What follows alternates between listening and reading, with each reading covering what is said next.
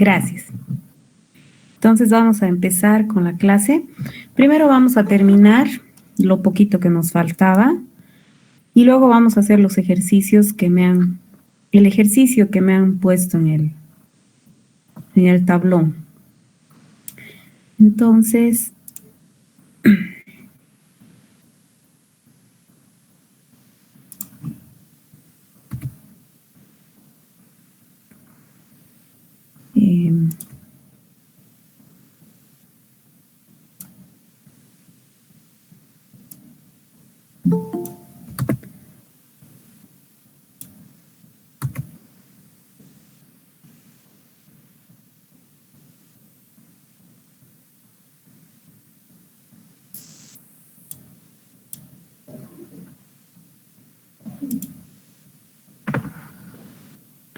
ven mi pantalla, ¿no, chicos?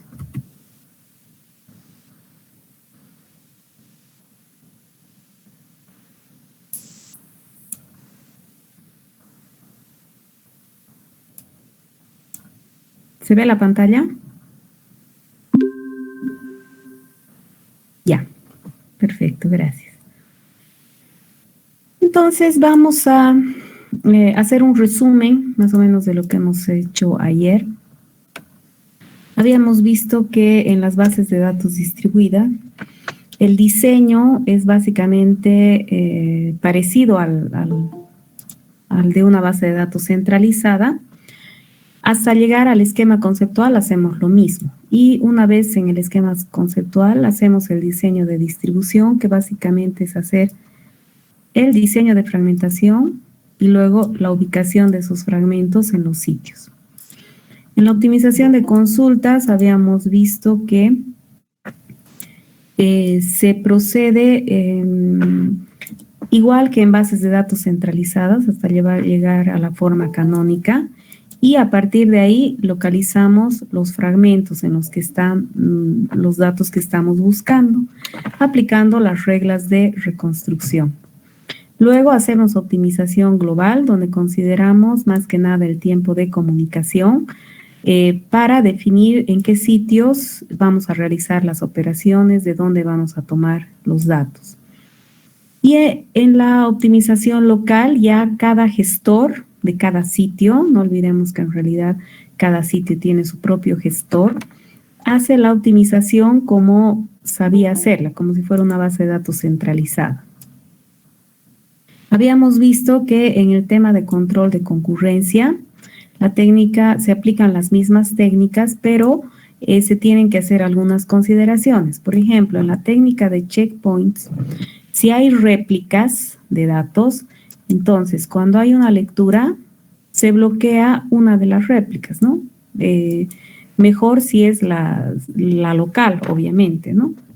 Entonces, se hace un bloqueo compartido de solo una réplica y con eso el algoritmo va a funcionar haciendo que los datos sean consistentes, que es justamente el objetivo de esta técnica, porque cuando quiera escribir va a tener que bloquear todas las réplicas.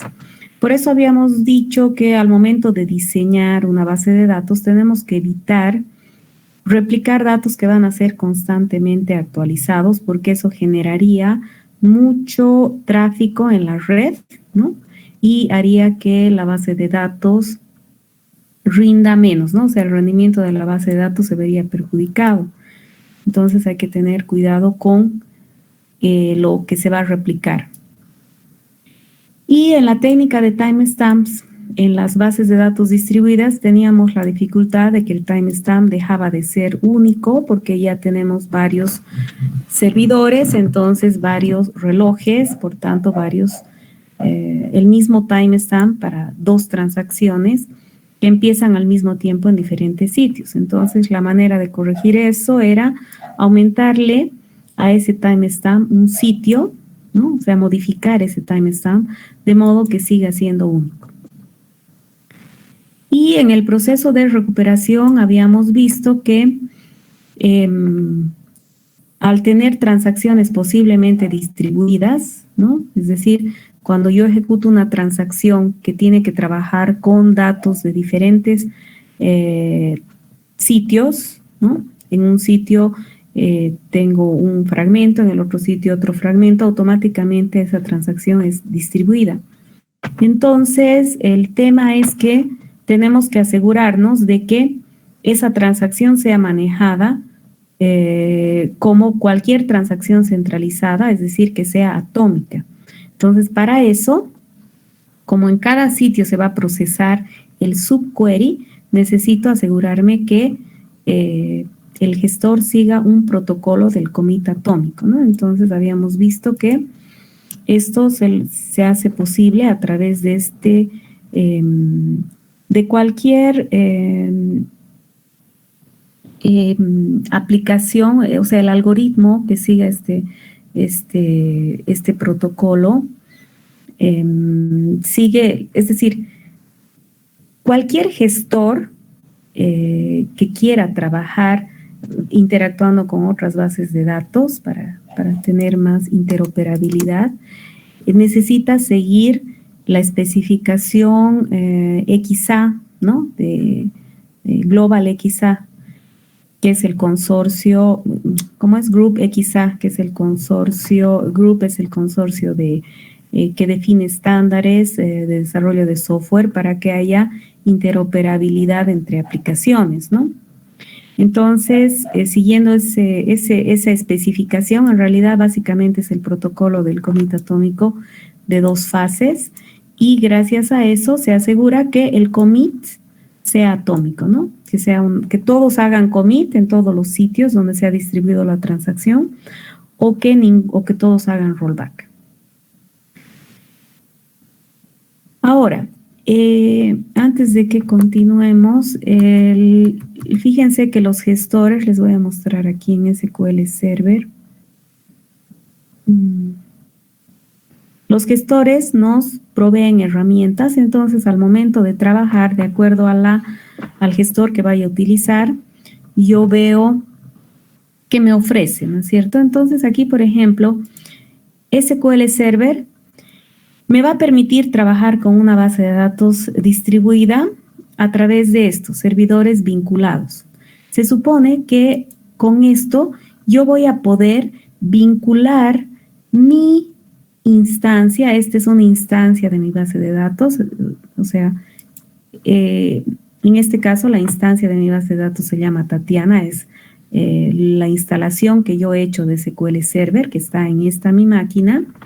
Entonces, esta instancia se puede comunicar con otro servidor que podría estar en mi propia máquina, o sea, yo podría instalar otra vez SQL Server como otra instancia, o podría instalar en otra máquina, o podría instalar en máquinas virtuales, usando mi propia máquina, si es que no tengo la posibilidad de usar otra máquina, ¿no? Para las pruebas, les digo, ¿no?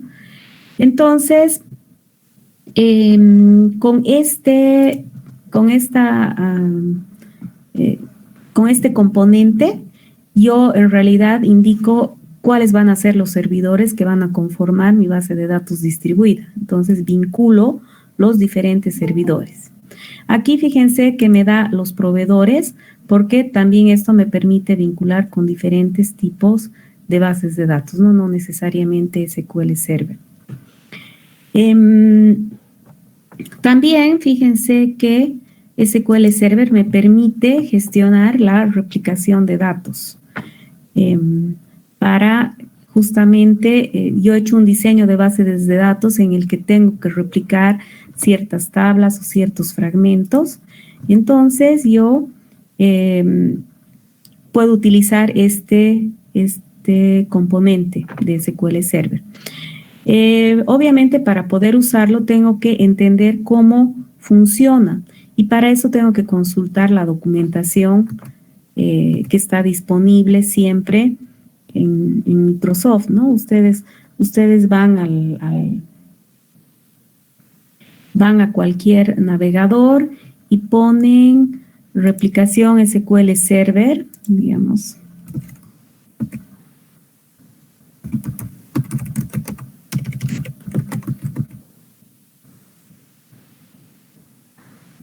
Y fíjense que obviamente tienen que ir a lugares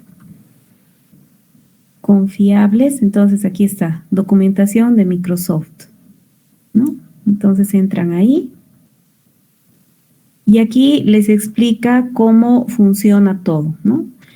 Aquí pueden elegir la versión de acuerdo a la versión que ustedes tengan. Y les explica absolutamente todo lo que tiene que ver con replicación, ¿no? Fíjense que en SQL Server las replicaciones se manejan a través de publicaciones, suscriptores, distribuidores. Bueno, aquí ya ustedes ven, pero ahorita les muestro directamente acá.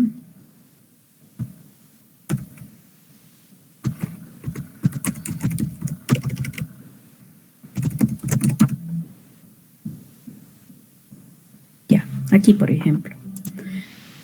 Entonces, SQL Server a la hora de trabajar con replicaciones básicamente se organiza de la siguiente manera. Hay un publicador, un distribuidor y un suscriptor. Este publicador es la fuente de los datos, digamos, es la base de datos que contiene lo que voy a replicar. Y eso está organizado en publicaciones y en artículos. Esto yo he tomado de la documentación de SQL Server, por si acaso. Y lo he pintado un poquito, ¿no? Para poder explicarles. Luego tiene un distribuidor que es el encargado de que la base de datos siempre sea íntegra, que lo que hago acá también se refleje acá. Aquí tengo los datos que van a ser replicados, o sea, aquí en el suscriptor están los consumidores de esa base de datos replicada, ¿no? Entonces, básicamente esa es la idea. Sin embargo, hay diferentes modelos, ¿no? A la hora de implementar esto, el SQL Server ofrece diferentes modelos. Por ejemplo, un modelo es que este suscriptor tome los datos del distribuidor. A ver, el distribuidor se encarga de ser un nexo entre el publicador y el suscriptor, ¿no? Y es el que se encarga de que los datos sean íntegros y demás, que sean los mismos datos.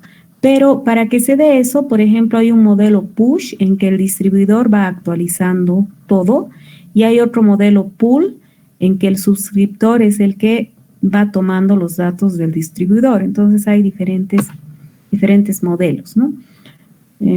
Cada uno de estos componentes tiene una base de datos para trabajar, ¿no? Entonces en esta base de datos de distribución, por ejemplo, yo tengo los artículos, en qué estado está la replicación, los metadatos de la publicación y los propios datos que voy a replicar, ¿no? Entonces, una base de datos para poder trabajar en la consistencia, ¿no? En la integridad de esos datos. Entonces, yo puedo consultar lo que me ofrece la tecnología, ¿no? Por eso es que fíjense aquí aparece publicaciones locales, suscripciones locales, ¿no? Justamente habla de publicaciones, suscripciones, entonces para que yo pueda entender esto necesito entender el modelo que utiliza, ¿no? Por otro lado, para trabajar con bases de datos distribuidas, SQL Server utiliza el servicio de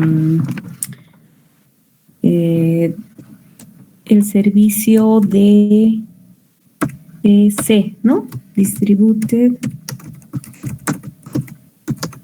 Transaction Coordinator. Entonces, este es un servicio del sistema operativo Windows. Entonces, SQL Server, como es Microsoft, Windows es Microsoft, utiliza ese servicio, ¿no? Y gracias a eso puede implementar bases de transacciones distribuidas. Entonces, para implementar transacciones distribuidas, simplemente pongo, por ejemplo, Begin Distributed Transaction. Entonces, si ustedes quieren implementar, simplemente tienen que buscar en la documentación cómo implementan, ¿no es cierto? Entonces, se van, si quieren, directo al sitio, o si quieren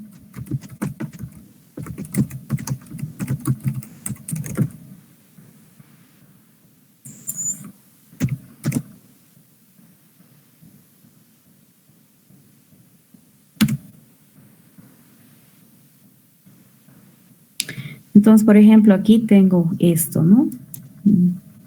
Entonces me voy a la documentación y me explica. Si yo tengo la teoría clara, voy a poder utilizar correctamente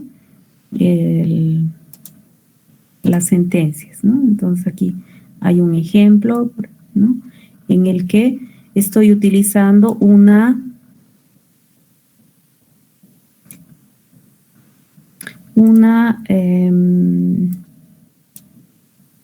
transacción distribuida, ¿no? Entonces, fíjense por qué es distribuida, porque aquí estoy borrando datos de una tabla que se llama candidatos para un trabajo, ¿no? Pero esta tabla está en esta base de datos que corresponde a este usuario. Entonces aquí está la base de datos, el usuario, en este caso recursos humanos, y aquí la tabla. Ahora, esto que yo hago se va a hacer en el servidor local. Y como estoy borrando esto en el servidor local, también tengo que borrar en la réplica, digamos. Entonces, tengo una réplica en otro servidor remoto, ¿no? Entonces, como en el servidor local no necesito poner nada, y en el servidor remoto coloco el servidor remoto y todo lo demás, esto es exactamente igual que lo de arriba, ¿no? Entonces, aquí estoy manejando una transacción distribuida porque están interviniendo dos sitios, ¿no? Para que puedan intervenir los dos sitios, para que esto pueda funcionar, yo necesito vincular, aquí en mis objetos del servidor, necesito vincularme yo, digamos, con el servidor remoto, en este caso, con este servidor remoto que va a llamarse, podría llamarse cualquier cosa, ¿no? Fíjense para que se ubiquen, aquí tengo una consulta,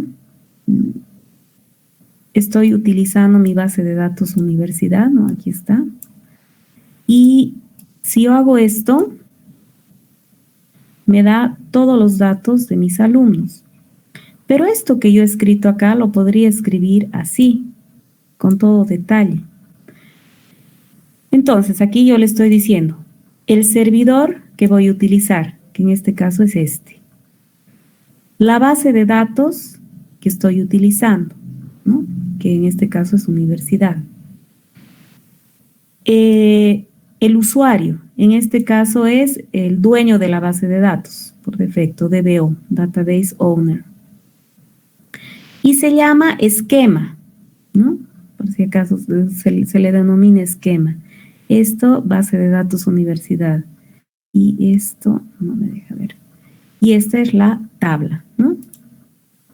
Entonces, puedo especificar con todo detalle y esto me sirve para que cuando haga una consulta remota yo pueda decir todo el detalle, pueda dar el servidor, ¿ya? En este caso no tengo otro servidor, no he instalado otra instancia tampoco en mi máquina porque no tengo espacio. Mi máquina está full, pero si tuviera otra instancia aparecería acá, digamos, y entonces yo puedo hacer las pruebas cambiando mi servidor, ¿no? Entonces, me permite hacer esto y gracias a eso puedo hacer transacciones distribuidas justamente, ¿no? El hecho de que me permita hacer esto significa que puedo hacer transacciones distribuidas, puedo hacer referencias a servidores que están en otro sitio, ¿ya? Sin embargo, vean, si ejecutamos esto, nos va a dar exactamente el mismo resultado que si ejecutamos esto, ¿no? Si me cambiara de base de datos, por ejemplo, me iría a borrame y hago esto me va a dar error, porque estoy en otra base de datos. Me va a decir, no sé qué será alumno, ¿no? No conozco alumno. ¿Por qué no estoy porque en la base de datos en la que estoy ahorita no hay alumno? Entonces, si yo quiero, independientemente de la base de datos, yo podría escribir, digamos, podría escribir así.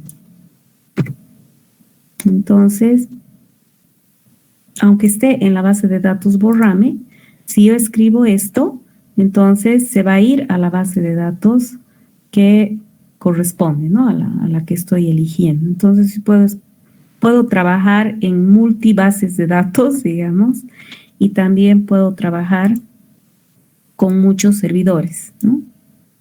Entonces, aquí elijo de qué servidor va a tomar los datos, ¿ya? Ahora, fíjense que si yo tengo que escribir todo esto, no tendría transparencia de localización, ¿no? ¿Se acuerdan de los niveles de transparencia?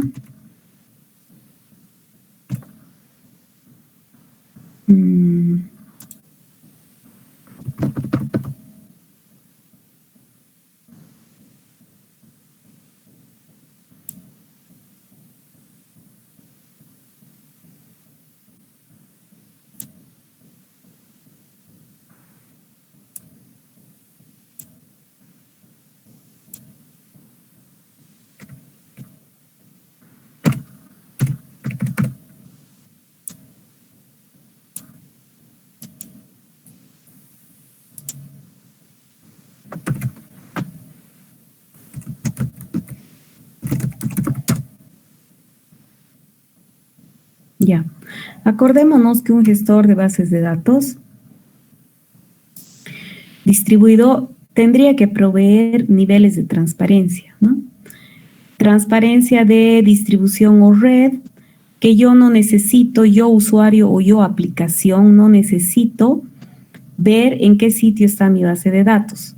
De modo que si yo tengo una aplicación que trabaja con una base de datos distribuida, si yo hago un cambio del servidor, reubico mi servidor con otro IP, lo que fuera, esa aplicación tiene que seguir funcionando porque en ningún momento hace referencia al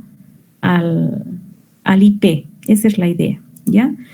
Lo mismo, tiene que ser transparente la replicación y el tema de los fragmentos. Entonces, para implementar eso, o sea, eso no es automático, yo necesito tomar medidas. Por ejemplo, una de las medidas podría ser usar sinónimos y alias, ¿no? Los sinónimos son alias, perdón.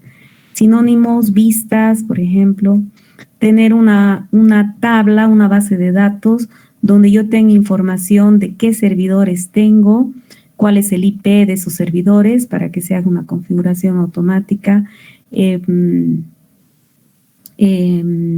qué fragmentos tiene, ¿no? O sea, tener información de mi diseño para poder hacer la transparencia. Entonces, por ejemplo, para que se ubiquen, yo he creado esta vista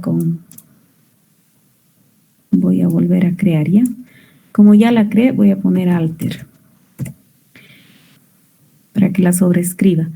Fíjense, aquí yo he creado dos fragmentos. Imaginémonos que yo quiero fragmentar mi tabla alumno, que es esta.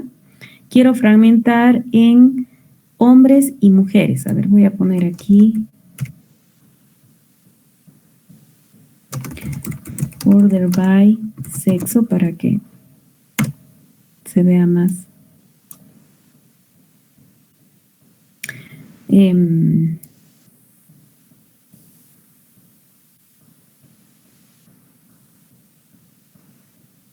Ya. Ay. Ya.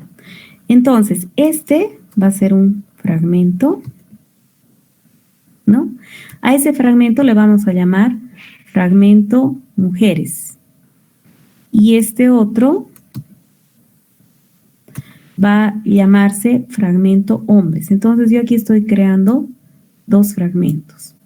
Estoy fragmentando mi tabla alumno. Entonces hago select asterisco into. Se va a crear esta tabla que se va a llamar fragmento mujeres, where sexo igual F, y esta otra tabla que se va a llamar fragmento hombres, where sexo igual M. No voy a hacer correr porque ya he creado estos fragmentos, entonces están en mi base de datos, ¿no?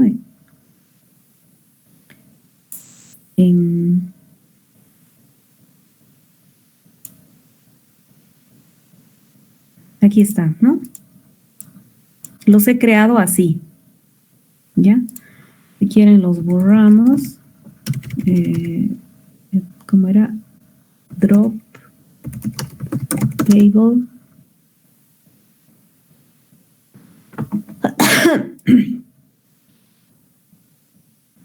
Fragmento mujeres. Y drop table fragmento hombres.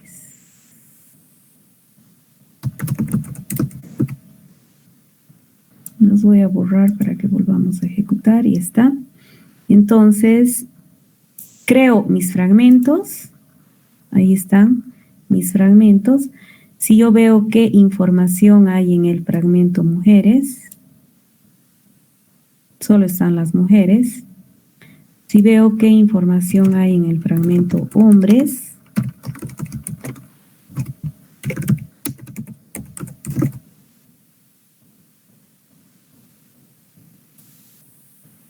solo estarían los hombres, ¿no? Entonces aquí he fragmentado mi tabla. O sea, tengo sentencias que simularían, digamos, una fragmentación de la tabla, ¿no? Entonces,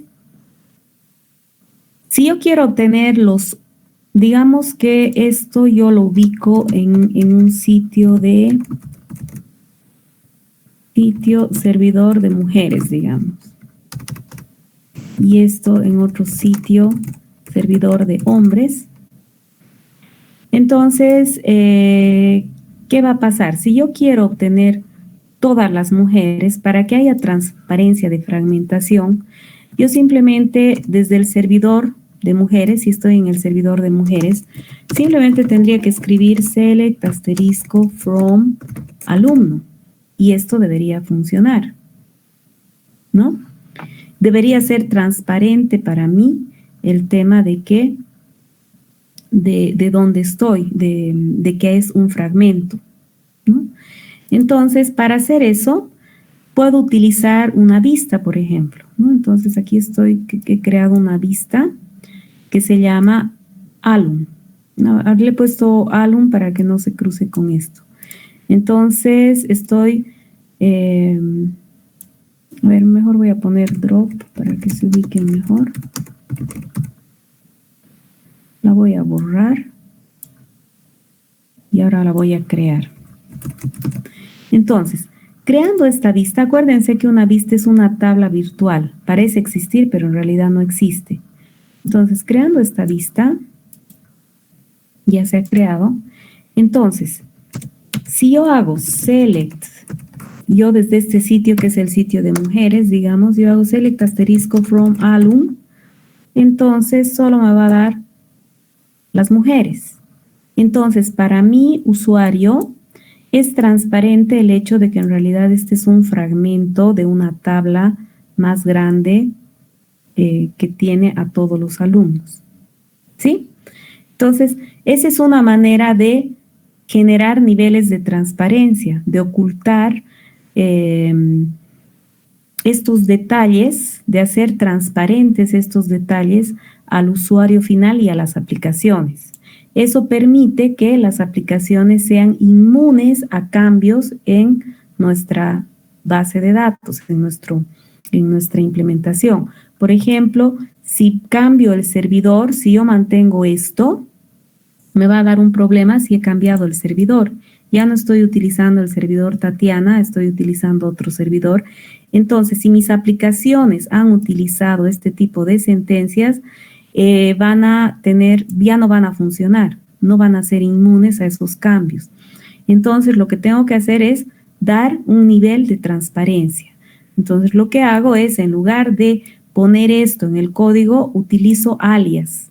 Y esta información la guardo en una base de datos aparte, de donde voy a generar los alias, para que si hay algún cambio, simplemente cambie eso en la base de datos y automáticamente la configuración quede intacta como para que las aplicaciones sean inmunes, ¿no? Entonces, esa es la idea de los niveles de transparencia y, como les digo, se tiene que contemplar eso, ¿no? A la hora de diseñar, de implementar esa base de datos que yo he diseñado, tengo que definir cómo voy a proveer esos niveles de transparencia. Perfecto, eso. Y ustedes, sería bonito que traten de hacer sus pruebas. La verdad es que no da tiempo en la materia. Pero pueden hacer sus pruebas, como tienen los conceptos claros, pueden hacer sus pruebas entre dos amigos, ¿no? Uno con una máquina, el otro con otra, viendo la ayuda en Microsoft, ¿no es cierto?, en la documentación, el tema de se vinculan a través de los servidores vinculados, ¿no? Entonces, aquí, fíjense, nuevo servidor vinculado, ¿no? Entonces, acá pueden especificar el servidor vinculado, qué proveedor es, ¿no es cierto? Entonces, fíjense que puede ser, tienen un montón de tecnologías. Pueden ustedes trabajar con SQL Server nomás, nombre del producto, la cadena de conexión, ¿no? Si es SQL Server, ¿no? El nombre del servidor, etcétera, ¿no? Entonces, aquí tienen diferentes componentes y demás, entonces se vinculan. Y una vez que se han vinculado, van a ver que pueden ubicar un fragmento, este fragmento en su máquina, el otro fragmento en la otra máquina y hacer una consulta de los datos, ¿no? Por ejemplo, si yo quisiera aplicar la regla de reconstrucción, podría crear, digamos, una vista también, create, view, alumnos, reconstrucción, le pondré así para que se entienda mejor. Obviamente aquí no estaría transparente por el nombre, pero para que se entienda. Y aquí puedo hacer select asterisco from fragmento mujeres.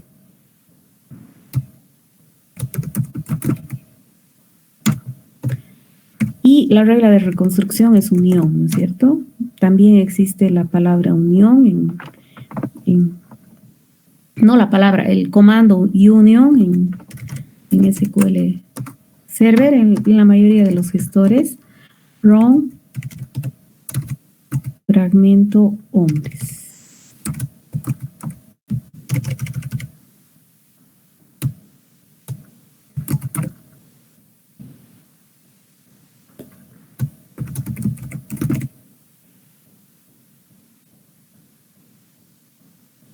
Listo.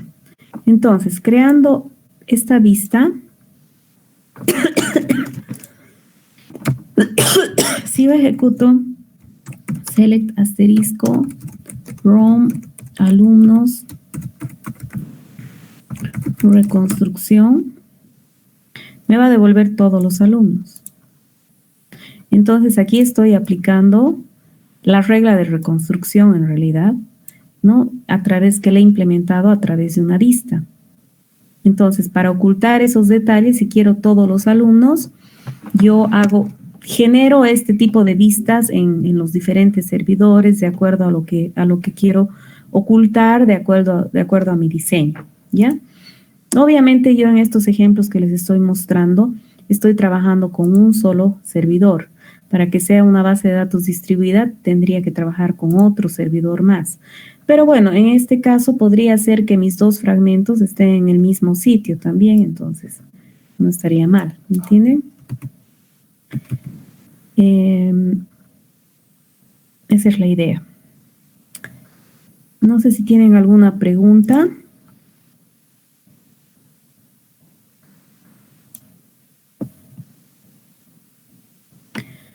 Ya, entonces ahora una última cosita que quiero tocar. Fíjense que cuando estamos trabajando con sistemas de bases de datos, en realidad tenemos diferentes tipos de sistemas de acuerdo a la información que maneje. Entonces, si pensamos en información operativa, por ejemplo, la nota de Juan en base de datos 2, ese es un dato operativo que permite que Juan pueda tomar su materia, que pueda dar exámenes, que pueda inscribirse, etcétera. Es información operativa. Esta información operativa no es de interés para la toma de decisiones. La nota que se haya sacado Juan en base 2 no es algo que les sirva a las autoridades para tomar decisiones. Lo que sí les sirve a las autoridades para tomar decisiones es información, resumen de todo lo que ha pasado en la universidad cada semestre. Y esa información es la que guardan los sistemas tácticos y los sistemas estratégicos. Los sistemas tácticos guardan información para toma de decisiones de niveles medios, de autoridades de niveles medios, y se guardan en las llamadas data marts. Estos data marts entonces son bases de datos que guardan información información para tomar decisiones, bases de datos con información para tomar decisiones en un área de la institución en la que estoy, qué sé yo.